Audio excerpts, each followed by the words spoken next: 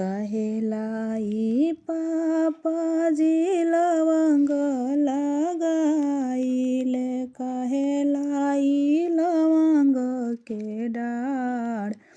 कहेलाई चाचाजी लवंग लगाइले, कहेलाई लवंग के डाढ़।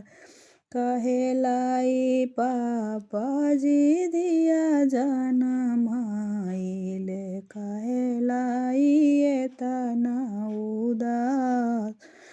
कहेलाई चाचाजी दिया जनमाइले, कहेलाई एतना उदास। फूललाई बेटी हो बगिया लगाइले, फललाई लवंग के डाढ़।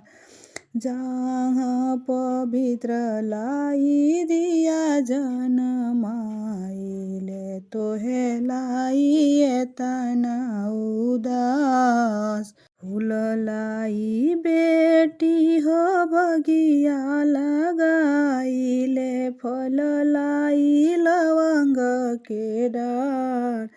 जहाँ पवित्र लाई दिया जनमाइले, तोहे लाई एतना उदास।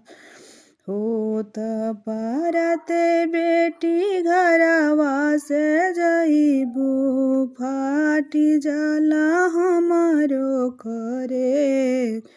होत परते